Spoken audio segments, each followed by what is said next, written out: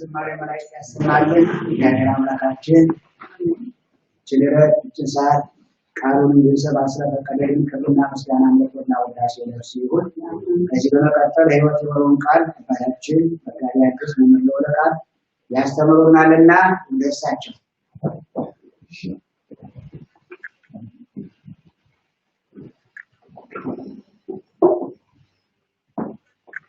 ያስተምራችሁን ይቀበል።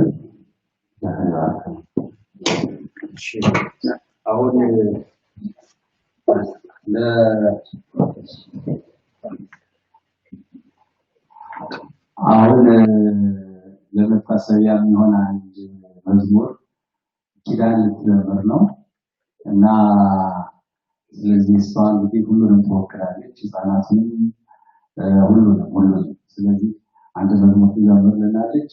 ዛሬ በጣም በቃ መምጣት ፈልጋለሁ ይግድ ስላለች እና መዝሙር ማቅረብ ስላለች ነው የመጣችው። ስለዚህ አሁን መዝሙር ትዘምርልናለች።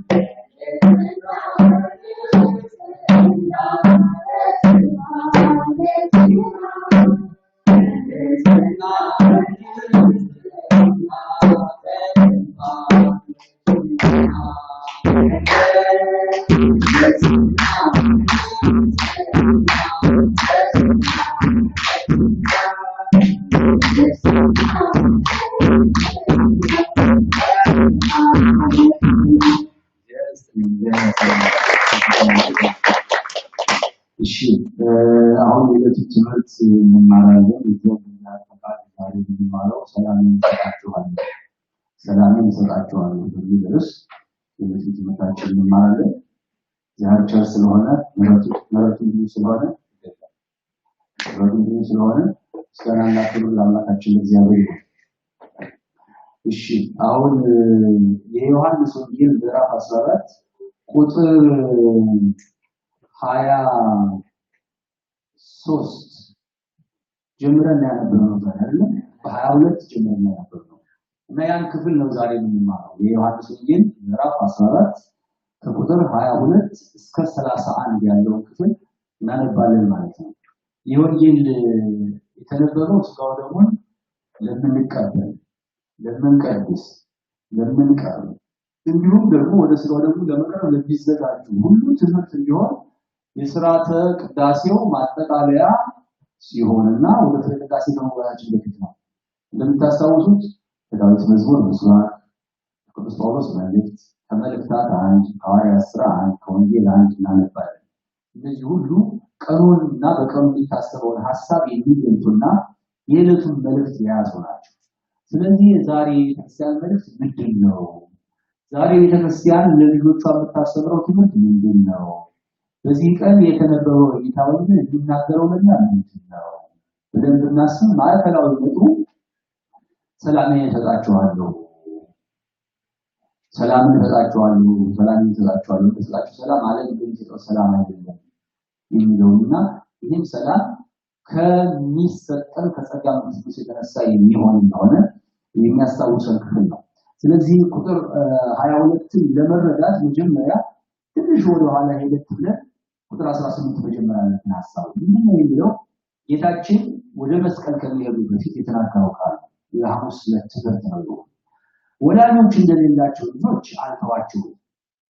ይህ ምዕራፍ የሚጀምረው እንደምታስታውሱት ልባችሁ አይጨነቅ በእግዚአብሔር መኑ በእኔ ደግሞ መኑ ነው የሚጀምረው እና ወላጆች እንደሌላቸው ልጆች አልተዋችሁም፣ ወደ እናንተ እመጣለሁ፣ ገና ጥቂት ዘመን አለ፣ ከዚያም በኋላ ዓለም አያየኝም፣ እናንተ ግን ታዩኛላችሁ፣ እኔ ሕያው ነኝና እናንተ ደግሞ ሕያዋን ትሆናላችሁ፣ እኔ በአባቴ እንዳለው እናንተም በእኔ እንዳላችሁ እኔም በእናንተ እንዳለው በዚያን ጊዜ ታውቃላችሁ። ትእዛዜ በእርሱ ዘንድ ያለች የሚጠብቃትን የሚወደኝ እርሱ ነው፣ የሚወደኝን አባቴ ይወደዋል፣ እኔም እወደዋለሁ፣ ራሴንም እገልጥለታለሁ አለ ማለት ነው። እንግዲህ የዛሬው ሐሳብ ከዚህ ነው የሚነሳው። ምን አለ ጌታ? እንደሞት ልጅ አልተዋችሁም፣ እኔ አልተዋችሁም፣ አልጥላችሁም፣ ጥቂት ዘመን አለ ከእናንተ የምወሰድበት፣ ነገር ግን አይዟችሁ፣ ሕያዋን አድርጌ አከብራችኋለሁ፣ እኔ በአባቴ እንዳለው እኔም በእናንተ እንዳለው እኔም በእናንተ በእኔ እንዳላችሁ በዚያ ታውቃላችሁ። እኔ ስሄድ እኔ በአብ እንዳለው አብን በእኔ እንዳለ እኔም ደግሞ በእናንተ እንዳለው ታውቃላችሁ ማለት ነው። እና ከዛ ይህን ካለ በኋላ ምን አላቸው? የሚወደኝ ትእዛዜን ይጠብቃል። ትእዛዜን የሚጠብቀው ወደሚጠብቀው ደግሞ እኔም አባቴም እንመጣለን፣ በዚያ ሰው ሕይወት ማደሪያ እናደርጋለን። ራሴንም እገልጥለታለሁ፣ ራሴንም እገልጥለታለሁ። አሁን ያስቆሩት ይሁዳ ምንድን ያለው? ጌታ ሆይ ለዓለም ሳይሆን ራስህን ለኛ ልትገልጥ ያለህ እንዴት ነው አለ። ይህ ነው ትልቁ ጥያቄ። ለዓለም ሳይሆን ለኛ ራስህን የምትገልጥበት መንገድ ነው፣ እንዴት ነው አለ። ምን ብሎ ቢመልስ ነው ጌታ?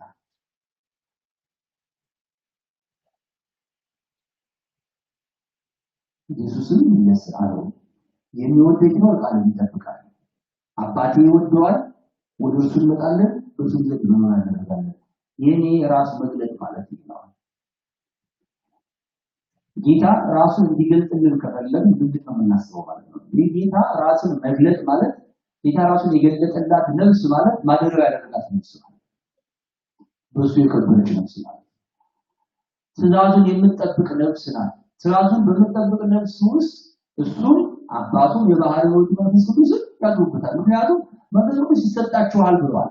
መንፈስ ቅዱስ ይሰጣችኋል ስላለ አጥራጊ ይመጣል ስላለ አሁን ስለሱና ስለአባቱ ደግሞ ይናገራል። ሕግን ከጠበቃችሁ በእኔ ካመናችሁ አነ ወአብ መንፈስ ቅዱስ መስል ወደ ገበር ምዕራፍ ውስጥ እኔም አባቴም እንመጣለን፣ በዚያም ሰው ሕይወት ውስጥ ማረፊያ እናደርጋለን፣ ዙፋናችን እናደርገዋለን፣ መቅደሳችን እናደርገዋለን አለ። እንደንቀ ነገር ነው። በነገራችን ላይ ምዕመናን ሕይወታችን የሥላሴ ማደሪያ ነው፣ ቤተ መቅደስ ነው። ጌታን የምንወድ ከሆነ በወደዳችን የሚገለጠው ቃሉን በማክበር ሕጉን በመታዘዝ ነው። በነገራችን ላይ አንዳንድ ሰዎች ጌታን ይወዳሉ፣ ጌታን ይወደናል ይላሉ። ነገር ግን ከሕግ ውጭ በመሄድ ቢሆን እንድናለን ብለው ደግሞ ያስባሉ። ይህ ማይሆን ነገር ነው። የታሉ የሚወደኝ ነው ትእዛዝ ይጠብቅ የእግዚአብሔር የመሆናችን መገለጫ የወንጌልን ትእዛዝ ማክበር የወንጌል ትእዛዝ ደግሞ በጣም የሚያስጨንቅ አይደለም እርስ በርስ መዋደድ ነው እርስ በርስ መዋደድ ደግሞ የሁሉ ራስ ነው የሁሉ ቁንጮ የሁሉ ፍጻሜ ስለዚህ ምትወዱ ከሆነ ትእዛዝ ይጠብቁ ትእዛዜን ከጠበቃችሁ ኢየሱስ መለሰ እንዲያለው የሚወደኝ ነው ቃሌን ይጠብቃል እነሆ ያፈቀረኝ ይጠብቃል የሚወደኝ ሰው ነው ቃሌን ይጠብቅ አባቴ ይወደዋል ያፈቅረዋል አባቴ ይወደዋል ወንበጽ አነ ዋው ለገብር ምዕራፍ ውስጥ እኔም አባቴ ወለሱ መጣለን በሱ ውስጥ ማደሪያ እናደርጋለን ይገርም ነገር ነው የማይወደኝ ቃሌን አይጠብቅም የምትሰሙት ቃል የላከኝ ያ ነው እንጂ ምን አይደለም ስለዚህ ለክርስቶስ ያለን ፍቅር ለእግዚአብሔር ያለን ፍቅር ይለካው ለቃሉ ባለን መታዘዝ ነው ቃሉን የማይታከሩና ህጉን የማይሰሙ ሰዎች ለፍቅር የላቸውም ማለት ነው ጌታ ራሱ ነው የሚናገረው የማይወደኝ ቃሌን አይጠብቅም ምክንያቱም ፍቅር ያስገድዳል እንደምታውቁት ፍቅር ያስገድዳል ፍቅር ሰዎች እንኳንስ የሚጠቅምን ነገር የሚጎዳን ነገር እንኳን እንዲታገሱ ያደርጋል ለምን ወደው ስንል በጣም ዋጋ ነው ሰምተን እንዳልሰማን እናልፋቸው ነገሮች ይኖራሉ ምክንያቱም ለዚያ ነገር የምንሰጠው ዋጋ ነው ሌሎች ነገሮች ዋጋ እንዳንሰጣቸው ይነገራል በወንጌል ውስጥ የምንማረው እውነተኛ መመሪያ ይሄ ነው የቅድስና ህይወት መነሻ ጌታን መስማት ቃሉንና ህጉን መታዘዝ ነው ያ መታዘዝ ደግሞ የኢየሱስ ክርስቶስ ማደሪያ ነው ያ ነው እንግዲህ ክርስቶስ ራሱን ለኛ የሚገልጥበት መንገድ ጌታን እንደምዳ ከውጭ አናየው ጌታን እንደ መንገደኛ እንቀበለው ጌታን እንደ ጎረቤት የሚባል ጌታ አድርካለሁ ጌታችን በሚወዱት ልቦና ውስጥ ያድራል ፈቃዱን በእነሱ ውስጥ ያከናውናል የጌታችን ዓላማው የኛን ስጋ ለብሶ የመጣበት ዋና ዓላማ እኛን ማለሪያዎቹ ለማለት ነው እኛን መቅደሶቹ ለማለት ስለዚህ ይህን ሁላችን ማስተዋወስና ማሰብ አለብን በጣም ጥሩ ወደ የሚቀጥለው ነጥብ እንሄዳለን ከዚያ በኋላ ምን አለ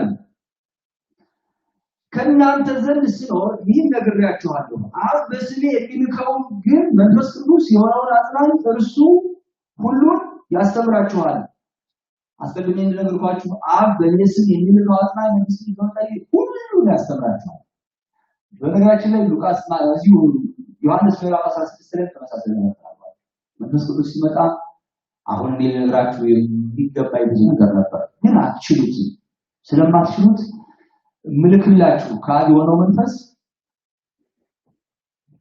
የነገርኳችሁን ያስታውሳችኋል ያልነገርኳችሁን ይነግራችኋል አሁን በነገራችሁ ስለማትችሉት ነው ስለዚህ አሁን ደግሞ ምን አላችሁ አብ በስሜ የሚልከው መንፈስ ቅዱስ የሆነው አጽናኝ እርሱ ሁሉን ያስተምራችኋል ስለዚህ አሁን ሁሉን የምንማርበት በመራችን መንፈስ ቅዱስ ነው እኔም የነገርኳችሁ ሁሉ ያሳስባችኋል እንዳትረሱት ወንጌልን ያደርጋችኋል ካለ በኋላ ሰላምን እተውላችኋለሁ ሰላሜን እሰጣችኋለሁ እኔ የምሰጣችሁ ዓለም የሚሰጠው አይደለም ሰላምን እተውላችኋለሁ እኔ ወደ ሰማይ ስሄድ ትችላችሁ የሚሄደው ትልቅ ነገር ነው የአይምሮ ሰላም ነው የውስጥ ረፍት ነው መንፈስ ቅዱስ የሰላም ፍሬ እንድታፈሩ የመንፈስ ፍሬ እንድታፈሩ ያደርጋችኋል ስለዚህ እኔም ሰላምን እተውላችኋለሁ ከኔ የሚገኘው ሰላም እሰጣችኋለሁ እኔ የምሰጠው ሰላም ደግሞ ዓለም የሚሰጠው ሰላም እንደምታውቁት ዓለም ሰላም የሚባለው እንደሆነ ሁላችን እናውቃለን ብዙ ሰዎች እንኳን እስር ቤት ቢኖሩ ጦርነት ከሌለ ሰላም አይደለም ብዙ ሰዎች እንኳን በከተማ ጦማቸው ቢያድሩ ጦርነት ከሌለ ሰላም አይደለም ብዙ ጊዜ ሰላም የምንለው ባይን የሚታይ ብዙ የሆነ ሁከት ከሌለ ማለት ነው ግን ዓለም ሰላም ዋጋው ነው ስለማለት አሁን ደግሞ እንደምታዩት ነገር ሁሉ ምስቅል ያለበት ዘመን ነው። ስጋው ይዋጋል፣ ፖለቲከኞችም ይጣላሉ። ምድርም ብዙ ዳተሸክማን ያለች ጌታ ምን አይነት ሰላም ነው ጌታ ታደርገኛ የሚሰጠው? ምን አይነት ሰላም ነው ጌታ የሚሰጠው? ሰላም በእኛ ውስጥ የሚኖር ሰላም ነው። ይህ ሰላም ደግሞ ሁከትም መከራም ክፉም ቀን ሲመጣ ከኛ የማይወሰድ ለሐዋርያት የተሰጠው አይነት ሰላም። ታስታውሱ እንደሆነ ስለ ክርስቶስ ሲነቀፉና ሲታሰሩ ሲገረፉ ሳይቀር እንደተሸለመ ሰው በስሏቸው ይተደረገ ይስናል። በጣም የሚደንቅ ነገር፣ በጣም የሚገርም ነገር። ምን ማለት ነው? ያማለ የሌሎች ሰዎች ችግርና በትር ሰላማቸውን አልወሰደባቸውም ማለት ነው። እንደውም እንደተሸለመ ሰው ነበር ይባላል። ሰማዕታት በመከራ ውስጥ ሲያልፉ፣ በእሳት ውስጥ ሲያልፉ ከፊታቸው የመከፋት ነገር ሳይሆን የዝማሬው ፊት ይታይባቸው ነበር ይባላል። ለወደደን ካጨታችን በደሙ ላጠበ እያሉ እየዘመሩ በመከራ ውስጥ ያልፉ ነበር ይባላል። ስለዚህ ይህ ሰላም ማንም ሊሰጠንም ሊነጥቀንም የማይችል ያ በገንዘብ ያገኘነው አይደለም፣ ከሀብት ጋር የተገናኘ አይደለም፣ ከዘመድ ጋር የተገናኘ አይደለም። በውስጥ በመንፈሳችን አማካችን የሚያሳድረው ከማመን የተነሳ የሚሰጠን የውስጥ ሰላም። ይህን ሰላም ሰጣችኋለሁ፣ ዓለም ከሚሰጠው ሰላም የተለየ ሰላም ሰጣችኋለሁ። ዛሬ ሰላም ናችሁ ነገ የምታሉትን ሳይሆን የውስጥ ራስ የሚሰጠውን ሰላም ሰጣችኋለሁ ማለት ይህ ሁሉ ሰላም ለማን የሚሰጠው? ለእኛና ለእግዚአብሔር። አምላካችን እግዚአብሔር የሚያምኑትን የሚያድን የሚያሳርፍ አምላክ ነው። ይቅርታውና ምሕረቱ ለሁላችን የሆነ የቸርነት አምላክ ነው። ስለዚህ ሰላሜን እሰጣችኋለሁ፣ ሰላሜን እሰጣችኋለሁ። እኔን የምሰጣችሁ ዓለም የሚሰጠው አይደለም። ልባችሁ አይታወክ አይፍራ። ስለዚህ ልባችሁ አይታወክባችሁ።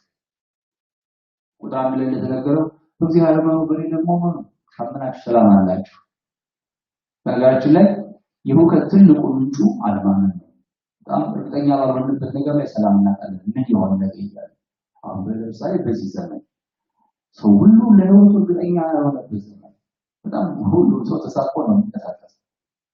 ምን እንደሚሆን አያውቅም።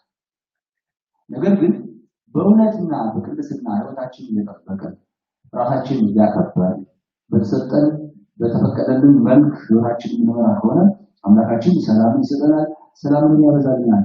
ከዚያ ምን ይላል?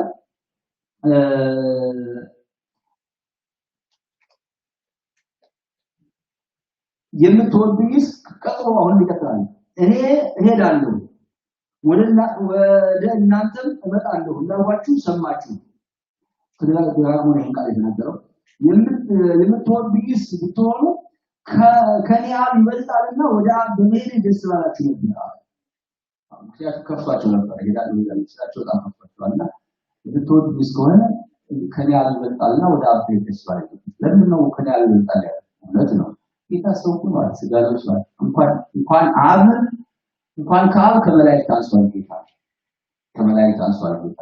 በምን የሚሞት ስጋ በመለስ ለሞት የሚታዘዝ እኛን በሞት ምክንያት ያ ማለት ነው። በባህሪው በጌትነቱ በአምላክነቱ ማለት ነው። በለበሰው ስጋ ማለት በለበሰው ስጋ ህግ አይሰስኮም መላእክት ከመላእክት በጥቂት አሳነስከው፣ ክብረው ስላተከለልከው የክብርና የምስጋናን ዘውድ አክሊል ያቀዳጀው አክሊል ለብሶ ከናቀዳጀው ሁሉ ክብርና ምስጋና የተባለው መከራው ነው። ምክንያቱም ያስለከበረበት። ስለዚህ ጌታችን እኔ ወደ አብ በመሄድ ደስ ይላችሁ ይገባል አይክፋችሁ አላችሁ ማለት ነው። ከዚያ ምን አላችሁ? የምትወዱኝስ ብትሆኑ እኔ ብትሆኑ ከኔ አብ ይበልጣልና ወደ አብ በመሄድ ደስ ባላችሁ ነበር። ከሆነ በኋላ ታምኑ ዘንድ አሁን አስቀድሞ ሳይሆን ነገርኳችሁ። ከእንግዲህ ወዲህ ከእናንተ ጋር ብዙ አልናገርም፣ የዚህ ዓለም ገዥ ይመጣልና በእኔ ላይም አንዳች የለውም ማለት ዲያብሎስ እኔን ሊከስ በፈሪሳውያን በአይሁድ አጥሮ ይመጣል። ታስታውሱ እንደሆነ በገዳመ ቆሮንቶስ ሁሉም ደረ ሰይጣን ከኋላ ሁሉ አባሮት ነበር። በኋላ ግን በካህናት በጸሐፍት በፈሪሳውያን በይሁዳ አጥሮ ጌታ ወደ ጌታ ነው ዲያብሎስ ወደ ጌታ መጥቷል። ሊፈትነው ማለት ነው። ሊፈትነው በካህናት በጸሐፍት በፈሪሳውያን አጥሮ ሊፈትነው ወደ ጌታ መጥቷል። በኋላም ይከሰዋል። ግን ባደረቱ ስተት አንዳች ነገር አልተገኘበትም። ወይ ይረክም በላይ ነው በሌላ ግን አንዳች ነገር አያገኝም አላቸው። በኔ ላይ ግን አንዳች የለውም አለ። ነገር ግን አብን እንድወድ ዓለም ሊያውቅ አብ እንዳዘዘኝ እንዲሁ አደርጋለሁ ተነሱ በዚህ ይላላችሁ ማለት እንዲሁ አደርጋለሁ ማለት ስለመስቀሉ ነው። ለአባቴን ያለኝን ፍቅርና መታዘዝ ለመግለጥ ምንም በኔ ላይ ባያገኝብኝ ይኸውኔ በመከራ ውስጥ በመስቀሉ ውስጥ አልፌ ወደዚያ ሄዳለሁ ብሏላቸው። ስለዚህ የዛሬው ጠቅላላ ክፍለ ወንጌል የሚናገረው አንድ እንዴት ጌታችን ራሱን ለማን ነው።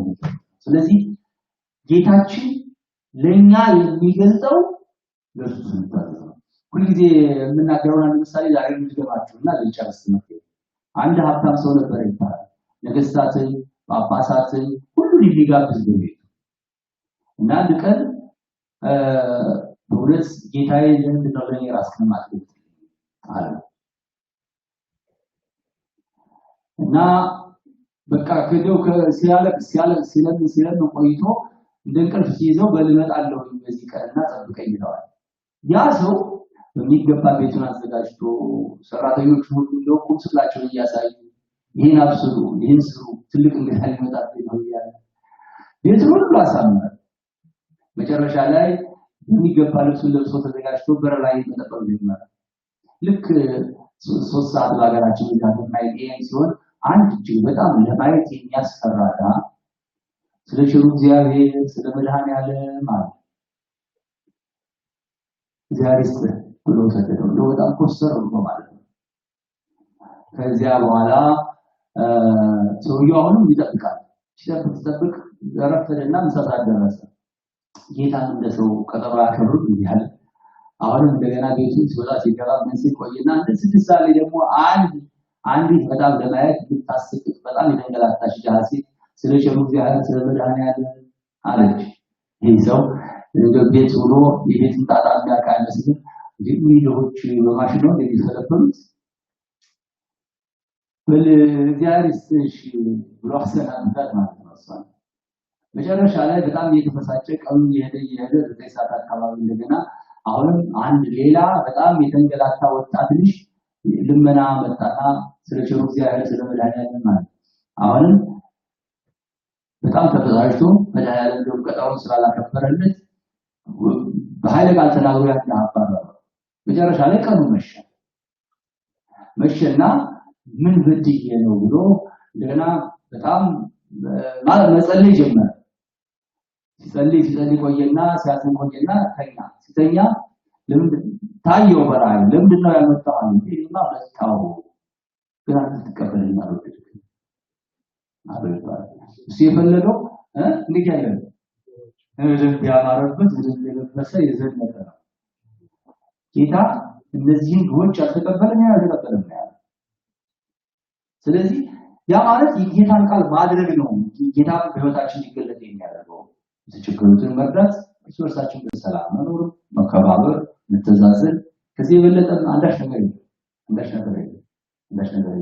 ይህ ነው የውስጥ ሰላም ነው። የሥላሴ ማደሪያ የሚያደርገን መታዘዝ ከመስዋዕት ይበልጣል። ከመታዘዝ የበለጠ አንዳች ነገር የለም።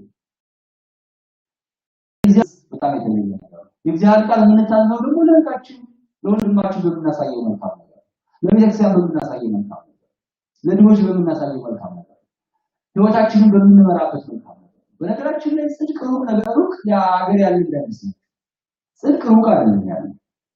አንዳንድ ጊዜ ጽድቅን በገዳም ጽድቅን በሌላ ወይም በሆነ አካባቢ ልንፈልገው እንችላለን። ነገር ግን ጽድቅ ያለው ባለበት ቦታ የትም ቦታ በህይወታችን በአግባብ ህይወታችንን ከመራነውና የማይገባን ነገር ከማድረግ ከጾምን የጌታን ቃል ካከበርን በትክክል ይያርኩኛ ላይ ይገኛል። ጌታችን ምን እንደለፈቀለች እኔ ባብ እንዳለው አብ በኔ እንዳለ እኔ ደግሞ በእናንተ ሆናለሁ። በጣም የሚገርም ነገር እኮ ነው። ልክ በስላሴ ህብረት አምሳል ነው። በስላሴ ህብረት አምሳል በዮሐንስ 17 ላይ ታስታውሱ እንደሆነ ሲጸልይ ምንድን ነው ያለው? አባት ሆይ አንተ በእኔ እኔ በአንተ እንዳለሁ በሚያምኑ በእኛ የሆኑ ዘንድ ለምንሃለሁ ነው። ማህበረ ስላሴ ጉባኤ ሲባል ሰምታችሁ ታውቃላችሁ? በቤተክርስቲያን አባቶች ማህበረ ሥላሴ ጉባኤ ማለት የተሰበሰበው የሥላሴ ማህበር ባንኩ ቅዱሳን ናቸው።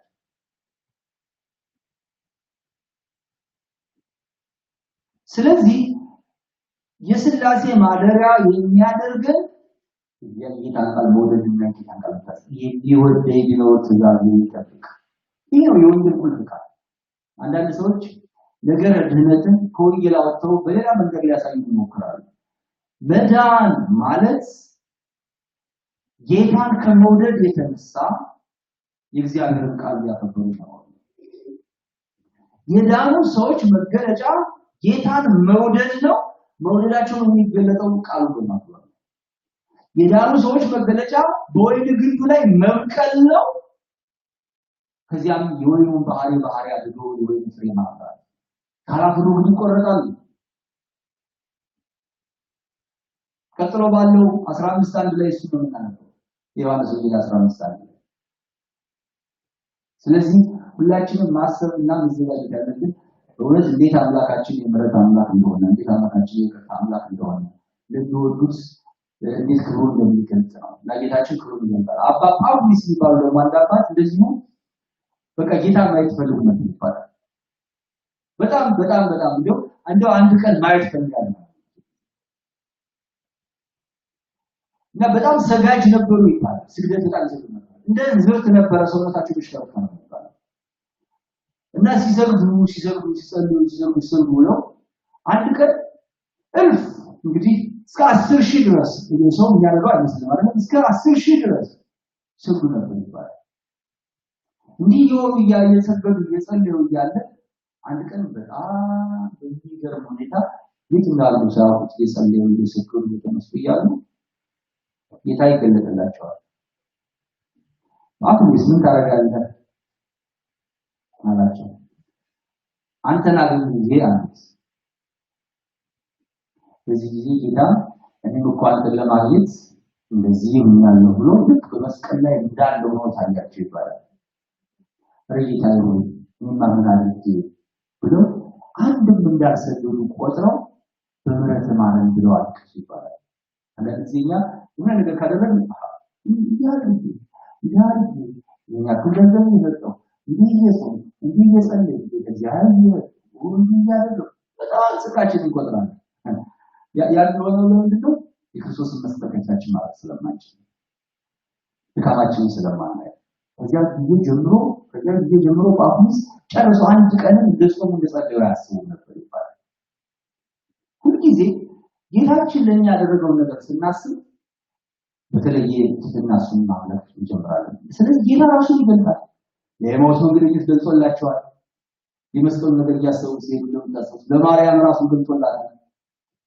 ከዚህ ሁሉ በላይ ደግሞ ለጳውሎስ ራሱ ገልጾለታል። አሁን ደግሞ ለሚያምኑት ሁሉ ለሚወዱት ሁሉ ቃሉን ለሚያደርጉት ሁሉ ጌታ ራሱ ይገልጣል። ነው በእጅጉም ያንኳኳሉ ማለት በሩን ቢከፍትልኝ ይሰማል ያከብራል እሱ ገባል ከሱ ጋር ተበላልኝ። እውነተኛ ሰላም ከጌታ ጋር ከመሆን የሚገኝ ሰላም ነው። ጌታ ባለበት ሰላም አለ፣ እረፍት አለ። ስለዚህ የተነሳ ሁላችንም በሰላምና በፍቅር አምላካችንን ያከበርን ይገባል። ያስተማረን የመከረን እግዚአብሔር ይመስገን። ክብርና ምስጋና ለስሙ ይሁን። አሜን። እግዚአብሔር ሁላችንን ይባርክ።